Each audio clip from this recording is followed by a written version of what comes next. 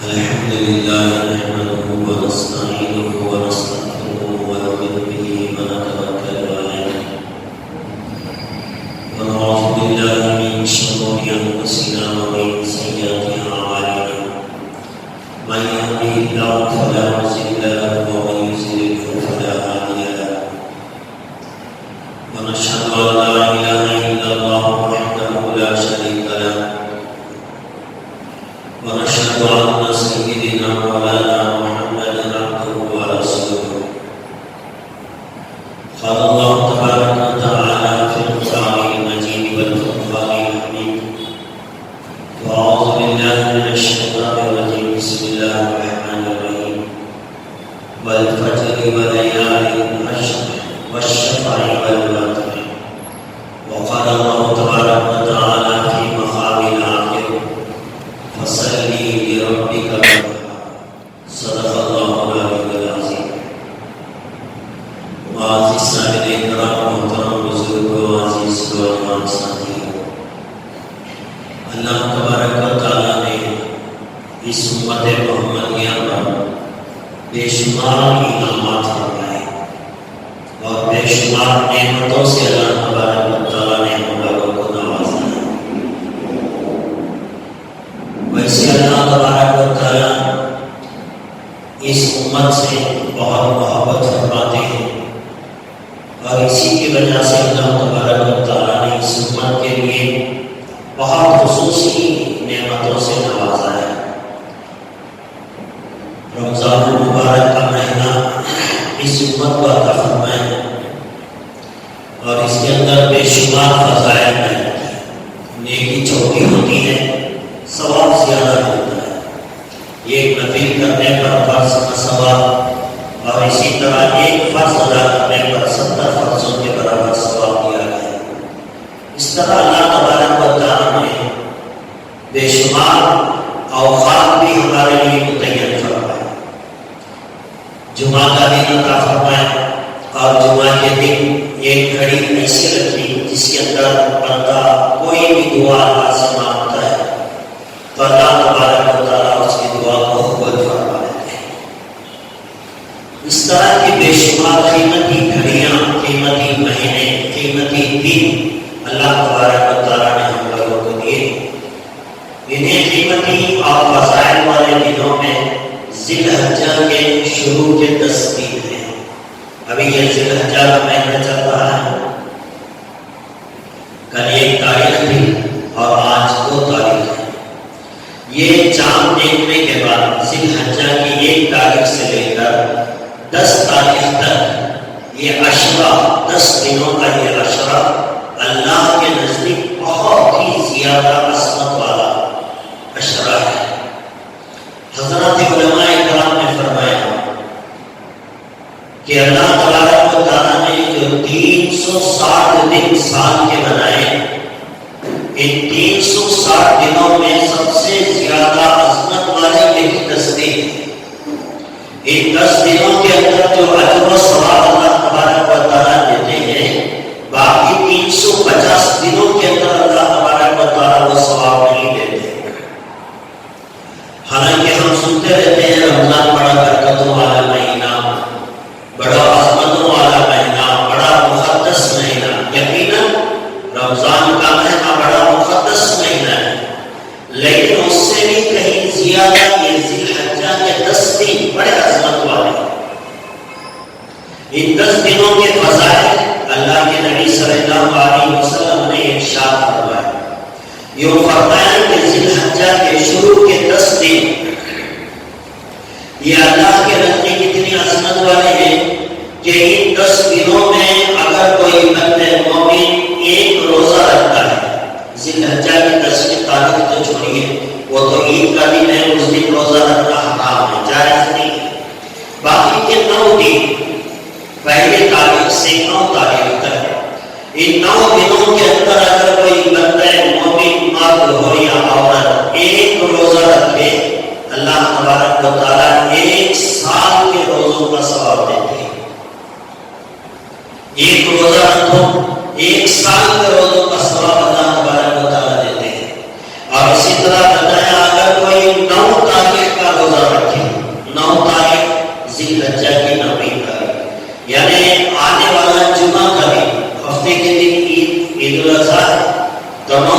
جمعہ کے دن پڑتی ہے.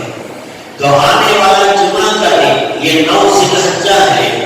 اس دن اگر کوئی ایک روزہ رکھے، اللہ کے نبی صلی اللہ علیہ وسلم نے فرمایا اللہ تبارک و تعالیٰ اس کے 2 سال کے گناہوں کو معاف فرماتے ہیں، ایک پچھلے سال کے اور ایک آئندہ آنے والے سال کے.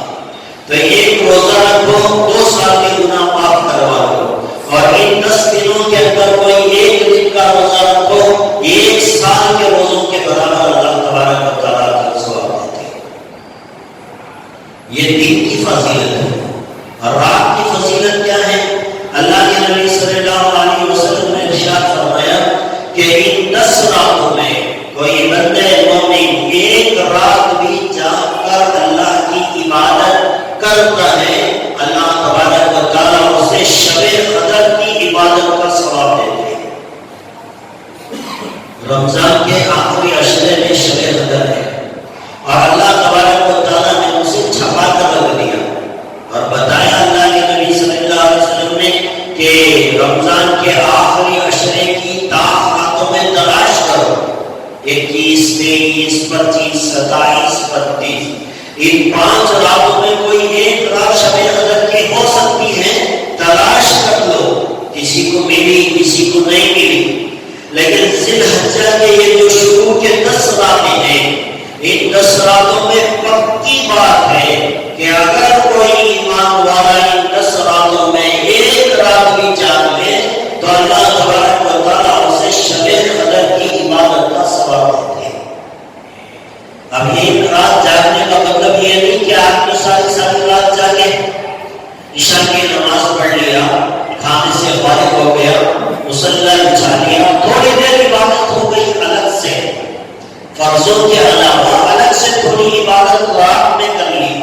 اور اگر کسی کو تہجد کی اٹھنے کی عادت ہے، تہجد میں ذرا دیر نکل گئے، کچھ عبادتیں کر لی، توبہ کی، اللہ سے دعائیں کی، تو تھوڑی سی عبادت بھی ان 10 راتوں میں کسی ایک رات میں بھی کر لی، اللہ اسے شب قدر کی رات میں جاگنے کا ثواب دیتے ہیں.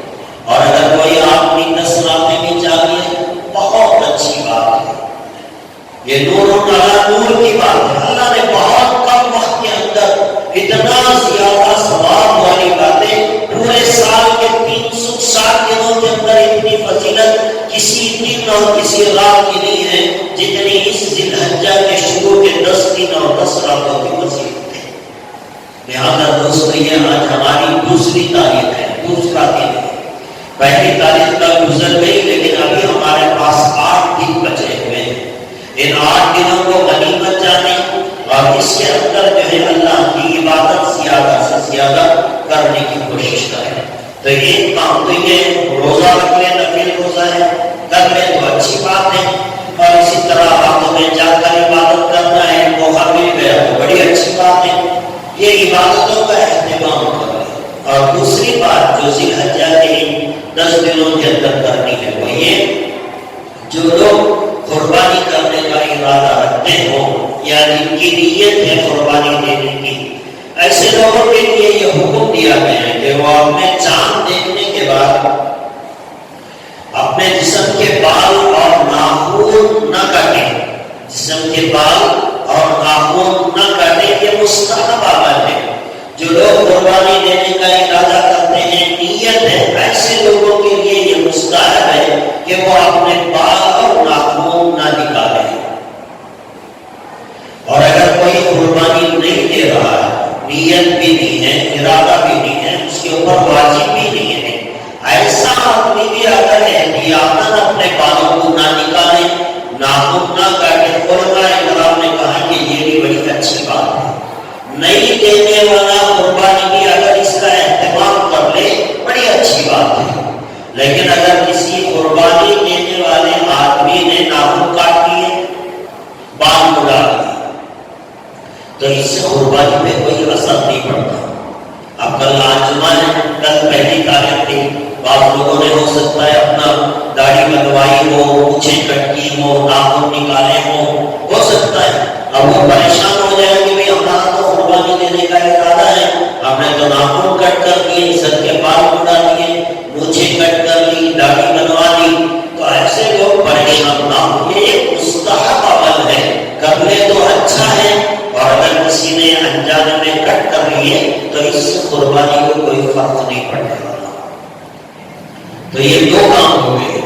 ایک عبادتیں، دن میں روزہ، رات میں عبادتیں، اور تیسرا اپنے سر اور چہرے کے یا دوسرے جسم کے جتنے بال ہیں وہ اور ناخن وغیرہ کاٹنے سے احتراز کرے. یہ دوسرا عمل ہو گیا.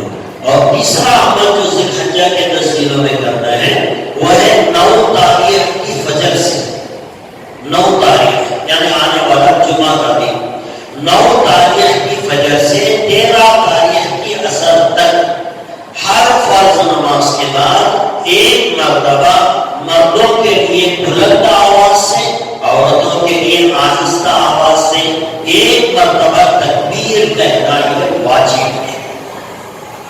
فرض نماز ہوئی، چاہے گھر میں عورتیں نماز پڑھ رہی ہوں، چاہے مسجد میں مرد حضرات نماز پڑھ رہے ہوں، فرض نماز کا سلام پھیرنے کے بعد مرد حضرات تھوڑا بلند آواز سے، عورتیں دھیمی آواز سے ایک مرتبہ تکبیر پڑھنا واجب ہے.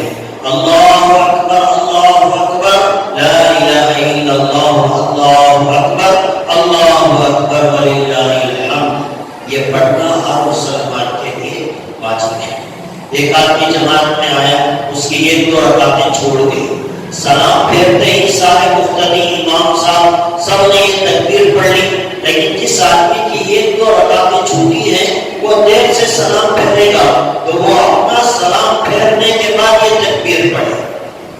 ایک آدمی جماعت کے ساتھ نماز نہیں پڑھا، فرض نماز چھوڑ گئی، اکیلا نماز پڑھ رہا ہے، تب بھی اس کے اوپر یہ بات واجب ہے کہ وہ فرض نماز کا سلام پھیرنے کے بعد ایک مرتبہ تکبیر پڑھ لے. اللہ اکبر لا الہ الا اللہ اللہ اکبر وللہ الحمد. یہ 9 تاریخ کی فجر سے 13 تاریخ کی عصر کی نماز تک پڑھنا ہر مسلمان مرد عورت پہ واجب ہے. یہ بات نوٹ کر لیں اور آپ اپنے گھروں کے اندر عورتوں کو بھی یہ بات سمجھائیں. مرد حضرات ویسے مسجد میں نماز پڑھنے والے تو پڑھ لیتے ہیں، لیکن عورتیں اکثر اس میں غلطی کر جاتی ہیں، وہ تکبیر نہیں پڑھتے، لہذا اس کا اہتمام کریں اپنے گھروں کے اندر بھی. تو یہ تیسرا کام ہو گیا ذی الحجہ کا. اب چوتھا کام ہے قربانی دینا. ذی الحجہ کی 10ویں تاریخ کو عید کی نماز کے بعد، عید کی نماز اول وقت میں پڑھی جائے گی اور اس عید کی نماز کے بعد قربانی کرنا یہ صاحب نصاب پر واجب ہے.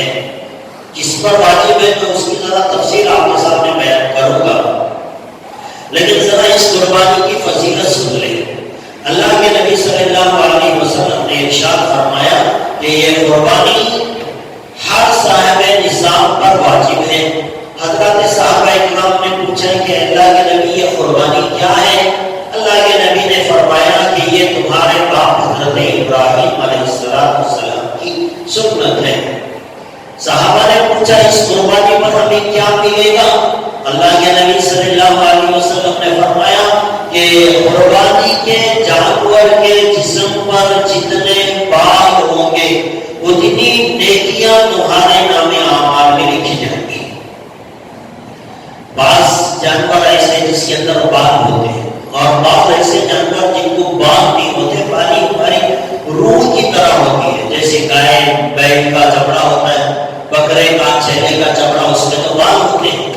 تو جو بال ہیں جتنے بال رہیں گے اتنی نیکیاں ملے گی، اور جن جانوروں کے جسموں پر بال نہیں ہوتے، باریک باریک روح ہوتی ہے، اس کا بھی حساب ڈال کر اللہ تبارک و تعالیٰ اس قربانی کرنے والے انسان کے نام اعمال میں نیکیاں لکھی ہوئی ہیں.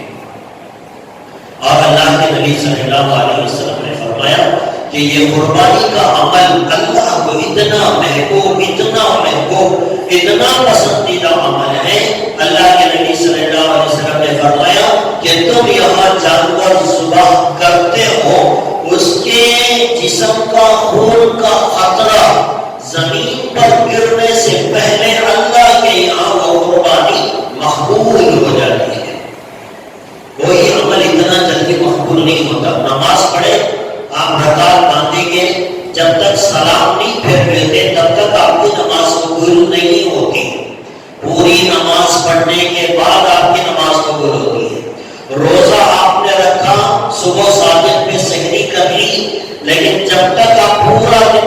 سے نہیں رہیں گے آپ کا روزہ قابل قبول نہیں ہوگا. لیکن قربانی کے بارے میں اتنی جلدی قبولیت کی بشارت دی ہمارے نبی صلی اللہ علیہ وسلم نے. یوں فرمایا کہ جانور کے گلے پہ چھری چلائی، پہلا خون کا قطرہ زمین پر گرنے نہیں پاتا. اللہ کے یہاں وہ قربانی مقبول ہو جاتی ہے، قابل قبول ہو جاتی ہے، اللہ اسے قبول کر لیتے ہیں. تو اللہ کو کتنی پسندیدہ ہے یہ قربانی. اسی لیے اللہ کے نبی صلی اللہ علیہ وسلم نے فرمایا قربانی کے دنوں میں، قربانی کے دن کیا ہے؟ ذی الحجہ کی 10 تاریخ، 11 تاریخ، 12 تاریخ، 12 کے غروب سے پہلے تک، یہ 3 دن قربانی کے دن ہیں. اللہ کے نبی صلی اللہ علیہ وسلم نے فرمایا ان 3 دنوں کے اندر اللہ کے یہاں سب سے زیادہ پسندیدہ عمل جانور کی قربانی ہے. کوئی آدمی 50,000 خیرات کر دے، اللہ کو اتنا محبوب نہیں ہے. ایک آدمی 1,00,000 روپے کسی غریب محتاج ضرورت مند بیمار انسان کو خیرات کر دے، اللہ کے یہاں وہ اتنا محبوب نہیں ہے، اللہ کو پسندیدہ نہیں ہے. ان 3 دنوں کے اندر اللہ کو جو عمل پسند ہے وہ صرف قربانی کا عمل ہے. سب سے زیادہ پسندیدہ عمل اللہ کے یہاں وہ 3 دنوں کے اندر قربانی کا عمل ہے. بھلے سے آپ 10,000 کا بکرا خرید کروائیں یا پھر کسی جانور کے اندر حصے دار بن جائے، 4,000 4,500 جتنا بھی چاہا مناسب ہے. اتنے میں اگر آپ نے کوئی حصہ بھی لے لیا تو اللہ کے نزدیک وہ بہت ہی زیادہ پسندیدہ عمل ہے اللہ کو. اور اللہ کے نبی صلی اللہ علیہ وسلم نے یہ بھی فرمایا جس جانور کو تم یہاں ذبح کرتے ہو، قربانی کی، چمڑا الگ کر دیا، کھال نکال دی، اس کی گوشت کے ٹکڑے بنا دیے، پھر اس کے 3 حصے تم نے بنا دیے، غریبوں میں تقسیم کر دیا، رشتہ داروں میں تقسیم کر دیا، اور خود بھی اچھی طرح مزے لے لے کر آپ نے اس جانور کو کھا لیا. یہ تو ایک اس کا پاس پتہ نہیں کتنے کے پیٹوں میں چلا گیا. لیکن اللہ کے نبی صلی اللہ علیہ وسلم نے فرمایا جس جانور کی تم نے قربانی دی ہے، کل قیامت کے دن وہ اپنے سینگوں اور اپنے چہرے اور اپنے چمڑے کے ساتھ تم اپنی آنکھوں کے سامنے اس جانور کو دیکھو گے. یہاں تو یہ ختم ہو گیا، پتہ نہیں اس کا کتنا قیمہ بنا دیا گیا، لیکن اللہ نے اس جانور کی قربانی کو اتنا مقبول بنایا، کل قیامت کے دن وہ جانور تمہیں تمہارے نام اعمال میں رکھا جائے گا.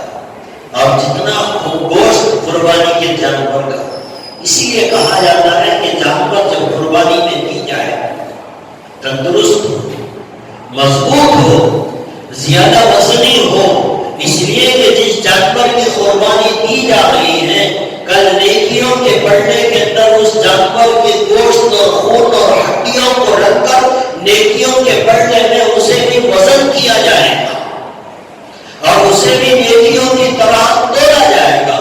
اسی لیے بار بار یہ ترغیب کی گئی کہ جب جانور قربانی کا خریدو تو بے عیب خریدو، جس کے اندر کوئی عیب نہ ہو، اور کوشش کرو کہ جانور تندرست ہو، ہٹا کٹا ہو، مضبوط ہو، جس کے اندر گوشت اور ہڈیاں زیادہ ہو. تو ایسے جانور کی قربانی دینے سے اجر و ثواب بھی زیادہ ملتا ہے. اتنا اجر و ثواب والا یہ عمل. اور اللہ کے نبی صلی اللہ علیہ وسلم نے ارشاد فرمایا یہ سب قربانی کے فضائل ہیں، لیکن بتایا کہ کوئی بدبخت اللہ نے جسے مال دیا جو قربانی کر سکتا تھا، اللہ نے اسے اتنا مال دیا کہ اس کے اوپر قربانی واجب تھی. اس کے اوپر قربانی واجب ہے، میں بتاؤں گا آپ کو. جس کے اوپر قربانی واجب تھی لیکن اس کے باوجود اگر اس نے قربانی نہیں کی تو اللہ کے نبی صلی اللہ علیہ وسلم نے فرمایا ایسا آدمی ہمارے عیدگاہ میں ہمارے ساتھ عید کی نماز نہ پڑھے. یعنی وہ مسلمان اپنے آپ کو کہلانے کے قابل نہیں رہا. جسے اللہ نے دولت کی، استطاعت کی، اس کے اوپر قربانی واجب تھی لیکن اس کے باوجود اگر اس نے قربانی نہیں کی تو اللہ کے نبی صلی اللہ علیہ وسلم نے اس کے ساتھ ناراضگی کا اظہار فرمایا۔ یہ تو ہے قربانی نہیں کرنے والے کا انجام۔ اب یہ دو مسائل ذرا ہم سن لیں۔ قربانی کس پر واجب ہے؟ عام طور سے کہا جاتا ہے کہ بھئی قربانی تو مالداروں پہ واجب ہے۔ مالدار کون ہے؟ صاحب نصاب کون ہے؟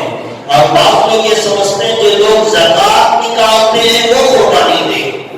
زکوٰۃ کا مسئلہ الگ ہے، قربانی کا مسئلہ الگ ہے۔ قربانی کے لیے اور زکوٰۃ کے لیے درمیان میں بہت سارے مسائل الگ الگ ہیں۔ یہ سمجھ لینا کہ مالدار جو زکوٰۃ دیتے ہیں قربانی انہیں پر واجب ہے تو یہ ہمارا سوچنا غلط ہے۔ قربانی کس پر واجب ہے؟ اس کے لیے حضرات فقہاء کرام نے بتایا کہ جس کے پاس 612 گرام چاندی یا اس کی قیمت یا 80% گرام سونا یا اس کی قیمت، یہ دونوں میں سے کسی ایک چیز کی قیمت کے برابر ضرورت کی چیزوں کے علاوہ اگر کوئی چیز ان کے پاس موجود ہے تو ایسے آدمی پر قربانی واجب ہے۔ 612 گرام چاندی کا ریٹ کیا ہے آج کل بازار میں؟ کل ہم نے رات میں معلوم کیا تاکہ آپ کو مسائل بتا سکیں، آسانی ہو سکے۔ تو معلوم ہوا کہ بھئی 1 گرام چاندی وہ 50 پر 9 روپے میں مل رہی ہے بازار میں۔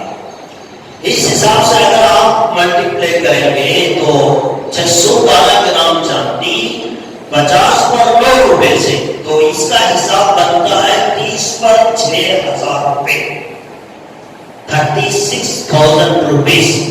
جس آدمی کے پاس ضرورت کی چیزوں کے علاوہ 30 پر 6000 روپے کی کوئی چیز ہے یا کیش ہے تو اس کے اوپر قربانی واجب ہے۔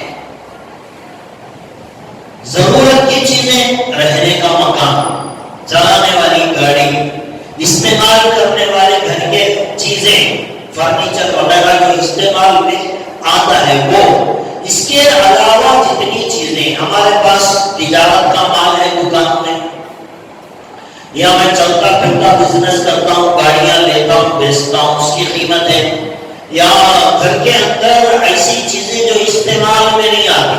عام طور سے دیکھا گیا پہلے جب نکاح ہوتے تھے، آج کل یہ سسٹم ذرا ختم ہو گیا ہے، لیکن پہلے جو نکاح ہوتے تھے دلہن والے جہیز کے اندر تانبے اور پیتل کے بڑے بڑے دیگچے اور اس طرح کی چیزیں دیتے تھے، اور وہ اکثر استعمال میں نہیں آتے، وہ لاتے ہیں گھر کے اندر سجا کر رکھ دیتے ہیں۔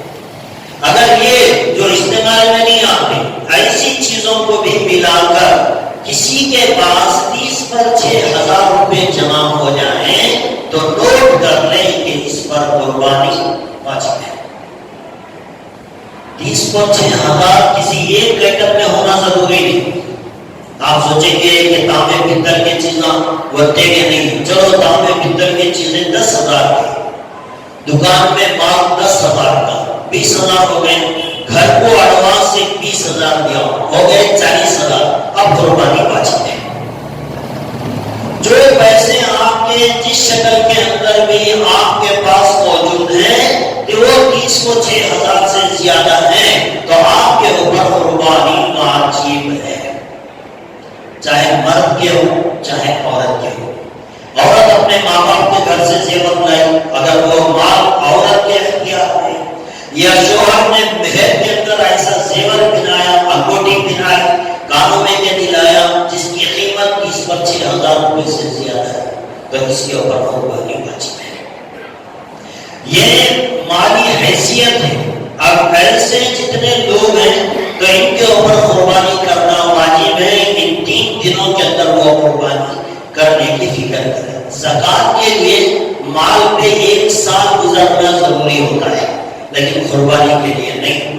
اگر کسی کے پاس عید کے دن، دوسرے دن، تیسرے دن، ان 3 دنوں کے اندر بھی اگر کسی کے پاس 36,000 روپے کا حصے آ گئے، قربانی کرنا ضروری ہے۔ اس پہ سال گزرنا ضروری ہے، 20 پر 6,000 روپے جب بھی 3 دنوں کے اندر آ گئے ہو یا اس سے پہلے سے موجود ہو تو اس کے اوپر قربانی کو اچھی ہے۔ اب ہم دیکھیں ہم نے اپنے گھروں کو ایڈوانس کتنا دیا، دکانوں پہ ایڈوانس کتنا دیا، لیکن انشورنس کرا رکھا ہے اس میں کتنا پیسہ ہمارا پڑا ہوا ہے، اور پتہ نہیں ایسے کتنے جگہ ہمارے پیسے پڑے ہوئے ہیں۔ ہم سارے پیسوں کو جمع کر کے دیکھیں 612 گرام چاندی کی قیمت سے زیادہ اگر وہ پیسے بن رہے ہیں تو آپ سوچ لیں آپ پہ قربانی واجب ہے۔ لیکن آج ہمارے لیے بہت بڑا مسئلہ، ساری چیزوں کے لیے ہمارے پاس پیسے ہوتے ہیں لیکن قربانی کے لیے ہمارے پاس پیسے نہیں ہوتے۔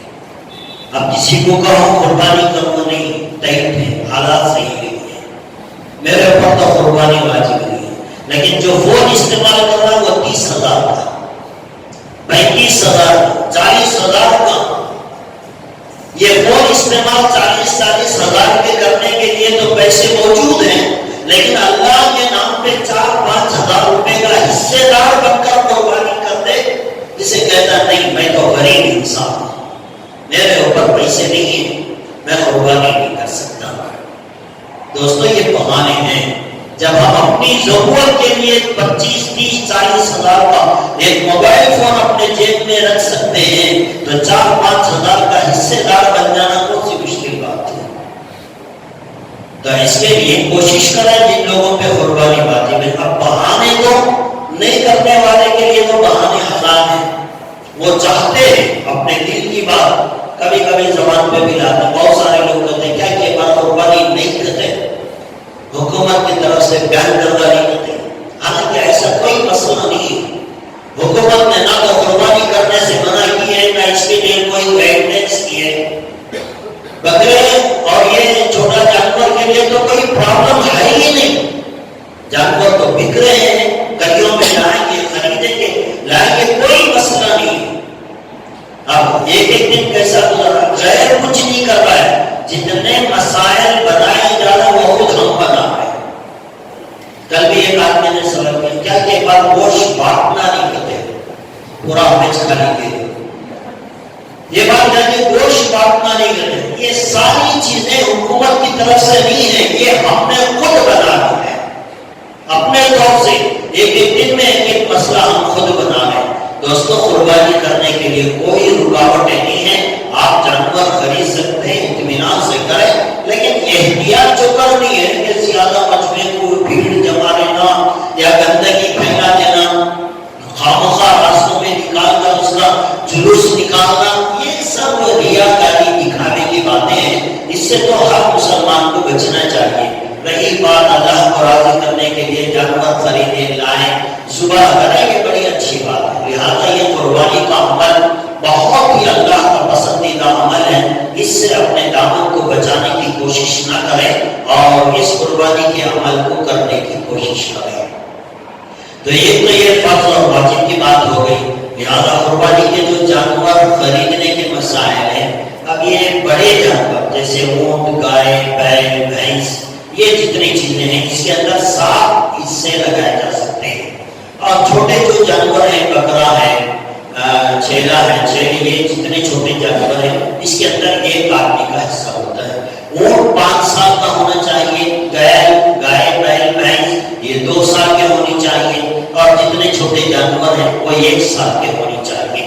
اس کے اندر کوئی عیب نہ ہو، لکڑا نہ ہو، کانا نہ ہو، کان کٹے ہوئے نہ ہو، جڑ سے سنگ نکلے ہوئے نہ ہو۔ تو علماء اکرام سے معلوم کر لیں جانور خریدتے ہوئے اگر کوئی عیب نظر آئے، اس لیے کہ سارے مسائل تو جمعہ میں بیان نہیں کیے جا سکتے، لہٰذا اس کا اہتمام کر لیں، جانور خریدنے والے خریدنے کی کوشش کریں اور یہ حصے بھی بنائیں۔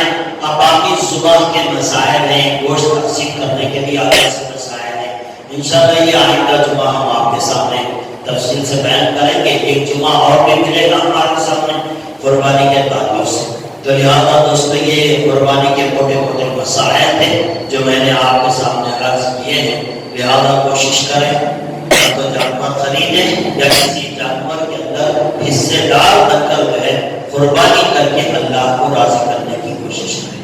اور آخر میں دوستو آج کل جو ہمارے حالات ہیں، بہت ہی نازک دور سے آج انسان سوچ بھی نہیں سکتا تھا کہ ایسے بھی کبھی حالات آئیں گے، لیکن حالات بد سے بدتر ہوتے چلے جا رہے ہیں۔ ناگہانی اموات، دیکھتے دیکھتے انسان ختم ہو جائے، بیٹھے بیٹھے انسان مر جائے۔ اللہ کے نبی صلی اللہ علیہ وسلم نے فرمایا قیامت کے قریب ناگہانی اموات کا ہو جانا یہ قیامت کی نشانی ہے، یعنی انسانوں کا کثرت سے مر جانا بیٹھے بیٹھے بغیر کسی بیماری کے۔ پہلے ہوتا یہ تھا کہ آدمی بیمار پڑتا، کئی دن تک یا ہفتے تک بیمار رہتا، پھر اس کی موت ہوتی، لیکن اچانک موت آ جانا یہ قیامت کی نشانیوں میں سے ایک نشانی ہے۔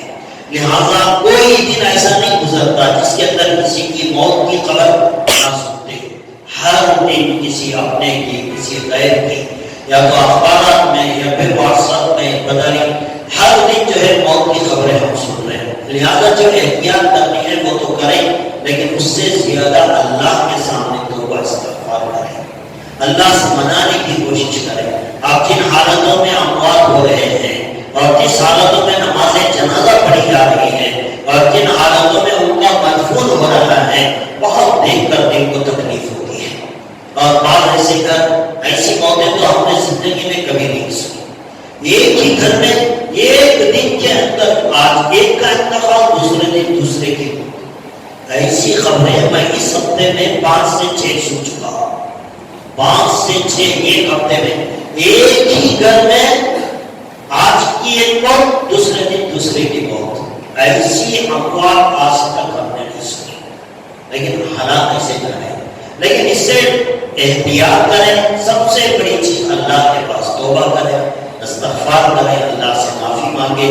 اب یہ سیزن ہے اللہ کو منانے کا، یہ ذی الحجہ کے جو 10 دن ہیں یہ سیزن ہے اللہ کو راضی کرنے کا، خوش کرنے کا، لہذا اچھی عبادتیں کریں، اللہ کو راضی کریں، اور جو یہ اموات ہو رہے ہیں اس سے اپنے خاندان کی بھی، بچوں کی، ساری دنیا میں رہنے والی امت مسلمہ کی حفاظت کے لیے بھی اپنی دعا کریں۔ لیکن اس کے ساتھ ساتھ ایک کمزوری بھی ہے، کرونا کی وبا، یہ کب کسے اٹیچ ہو جائے کوئی نہیں جانتا، لہذا ہر ایک کے ساتھ اچھا برتاؤ کریں۔ دیکھا یہ جا رہا ہے کہ ایک محلے کے اندر کسی آدمی کو اگر کرونا کا اٹیک ہو گیا، اب وہ ایمبولینس آ گئی، سارے محلے والے اسے اطلاع کی حفاظت کریں، اسے ڈی گریڈ سمجھ رہے ہیں، ہم اسے آ گئے، بہت حالات میں اسے ڈر نہیں دوستو، آج اسے آیا ہے کل آپ کو آ سکتا ہے، ہم میں سے کسی کو بھی آ سکتا ہے۔ جیسے کسی کی موت میں ہنسنے والا یہ مت بھولے کہ نہیں کل کو ہماری بھی موت آ سکتی ہے۔ آج کسی کی موت پہ ہنسے تو کل ہم پہ موت کا سامنا کرنا ہے، آج کسی کی بیماری پہ ہنسیں گے تو کل وہ بیماری ہمارے گھر میں بھی آ سکتی ہے۔ لہذا کسی کو اگر یہ بیماری آ جائے اس کے ساتھ پورا ہمدردی کے ساتھ معاملہ کریں۔ اور بعض لوگوں کے فون آئے، بڑا تعجب ہوتا ہے، ایسے دور کے اندر بھی مسلمان اپنے دل کے اندر کتنا حسد ہوتا ہے، فلانے کو ہم آگے کرونا، اب خوش ہو کر یہ دوسروں کو فون کرنا زیادہ ہوتا ہے۔ اس زمانے میں بھی، ان حالتوں میں بھی جہاں روزانہ جنازے اٹھائے جا رہے ہیں، آج بھی ہمارے دلوں کے اندر دوسروں کے لیے حسد، کسی کو یہ بیماری آ گئی ہمارے دل میں پھولے نہیں سما رہے، ہم خوشی منا رہے ہیں، یہ غلط بات ہے۔ اس کے ساتھ ہماری ہمدردی ہونی چاہیے، اور اگر کسی کو اس طرح کا کرونا پیشنٹ اگر آپ کے اڑوس پڑوس میں آ گیا، یہ نہیں کہ آپ اس کے ساتھ نفرت کریں، حقارت سے دیکھیں، بالکل یہ غلط بات ہے۔ اس کے ساتھ ہمدردی کا معاملہ کریں، اسے ہمت کی بات کریں، تسلی کی بات کریں، اسے یقین دلائیں کہ آپ کا کچھ نہیں بگڑے گا، آپ صحت یاب ہو کر آ جائیں۔ لیکن دیکھا یہ جا رہا، سننے میں آیا فلانا پورا خاندان اس سے دور ہو گیا، پڑوس والے دور ہو گئے۔ بھئی احتیاط کرنا ہے، ڈسٹینس میں رہ کر اسے تسلی کی بات تو کر سکتے ہو۔ یہ جو بیماری ہے آدمی کو آدمی سے دور رکھ کر بات کرنے کی بات ہو رہی ہے، لیکن دیکھا یہ جا رہا ہے کہ بیماری کی وجہ سے لوگ اپنے دلوں سے دور ہوتے جا رہے ہیں۔ ربے دل کو دل سے ملا کر رکھو، لیکن بیماری کی وجہ سے آپ بھلے آدمی سے دور کھڑے ہوں، لیکن آپ کے دل میں اس کے دل کے اس کے یہ محبت کے جذبات ہوں۔ نفرت کسی سے نہ کریں، کسی کو حقارت کی نگاہ سے نہ دیکھیں. اگر کوئی ہمارے خاندان میں ہمارے پڑوس میں اگر کوئی بیمار اس طرح کا مل جائے, سارے محلے والوں کی ذمہ داری ہے کہ اسے ہمت دیں, حوصلہ دیں, اسے بچانے کی پوری فکر کریں. یہ ہونا چاہیے. جب ایک دوسرے کا ساتھ بنے گا تو انسان کے اندر ہمت پیدا ہوگی. لیکن آج یہ کہ محلے میں آپ کو سے سارے گھر کے لوگ, ایک آدمی کا تو ویڈیو ہم نے دیکھا, افسوس آتا ہے, انسانیت ختم ہو چکی دنیا سے. ایک آدمی کو پاس ویڈیو آ گیا, بنگلور کی بات ہے, ویڈیو ہم نے دیکھا, گھر والے اسے ساتھ میں لانے کے لیے تیار ہیں. فرسٹ فلور سیکنڈ فلور سے اسے آنا ہے, سامنے ایمبولینس کھڑی ہے. ایمبولینس والے کہہ رہے ہیں ہم نہیں آئیں گے, تمہیں خود آنا پڑے گا. اور جو گھر والے ہیں وہ اس کے ساتھ نہیں آ رہے, وہ کہہ رہے ہیں تجھے اکیلے کو جانا پڑے گا. وہ بھی ساتھ میں نہیں آ رہے, یہ لینے والے یہ بھی ساتھ میں نہیں آ رہے. جب اس کے کوئی قریب نہیں آ رہا تو اسے اتنا ٹینشن چڑھا ہے کہ وہ 2 سیڑھیاں اترتا ہے, اس کا سر چکراتا ہے, وہی بیٹھ جاتا ہے. وہ بیٹھ رہا ہے, کھڑا ہو رہا ہے, چکر آ رہی ہے, پھر بیٹھ رہا ہے, لیکن پھر بھی اس کے گھر کا کوئی آدمی اس کا ہاتھ پکڑنے کے لیے قریب نہیں آ رہا ہے. کہاں گئی انسانیت؟ ہم تو سنتے تھے قیامت میں ایک دوسرے سے دامن بچائیں گے. یہاں تو دنیا میں دیکھ رہے ہیں بیماری سے بھاگ رہے لوگ, بیمار سے بھاگ رہے.